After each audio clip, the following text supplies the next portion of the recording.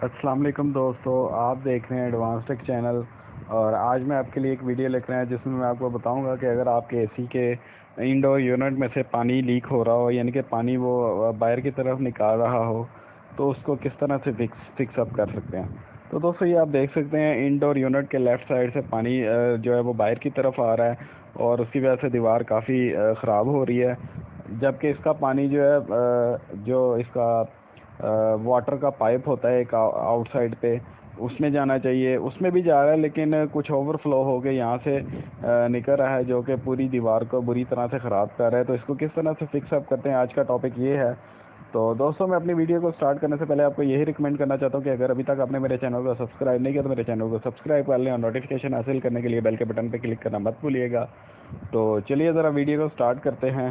और फॉल्ट तो आपको समझ आ गई होगी इसमें क्या प्रॉब्लम है और अब इसको फिक्स अप करते हैं।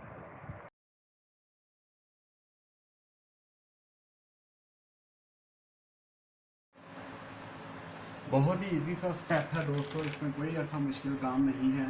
इस साइड पे इसका पाइप होता है, ये राइट साइड पे, जो कि दीवार के पीछे से जाकर ड्रेन होता है। तो वो ड्रेन का पाइप, तो वो जो दोस्तों ड्रेन का पाइप होता है वो इन्होंने इस तरह से डिज़ाइन किया। इंटरनली इसका स्ट्रक्चर कुछ इस तरह से होता है कि वो उसकी स्लोप इस तरह से बनी होती है, यानी कि जो इसका टोटल ये यहाँ से जो पानी बनता है वेपोरेट के थ्रू, जो थोड़ा सा पानी बनता है वो इस तरह से जो है इस एंगल से इस पानी के पाइप में जाता है और बाहर की तरफ ड्रेन हो जाता है। लेकिन सम टाइम ऐसा होता है कि एसी की अलाइनमेंट, फिटिंग में अलाइनमेंट में थोड़ा सा प्रॉब्लम आ जाता है, या इंटरनली कोई कुछ चोकिंग हो जाती है जिसकी वजह से इसका पानी ब्लॉक होना शुरू हो जाता है।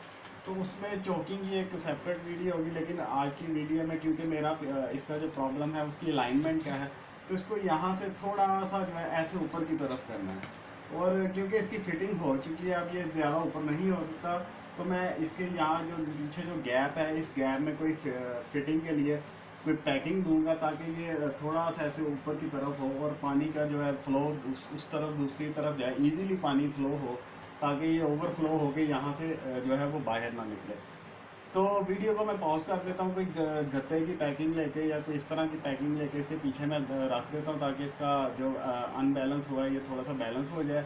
और उसके बाद जो है इसकी मैं आपको फर्दर चेक करवाता हूँ वीडियो कि ये फिक्स अप हुआ है या नहीं हुआ। तो चलिए ज़रा वीडियो को पॉज कर देता हूँ मैं।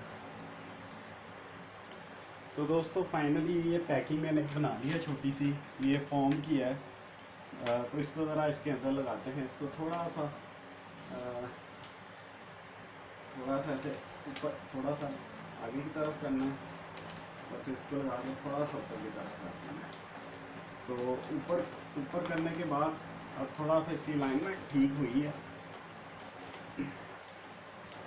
और ये किसकी केबल वायर आ गई है, इसको भी फिक्स कर लेते हैं। तो दोस्तों ये इसके पीछे पैकिंग रख के इसको थोड़ा सा मैंने अलाइनमेंट इसकी ठीक करने की कोशिश की है। तो आप इसको फाइनली चेक।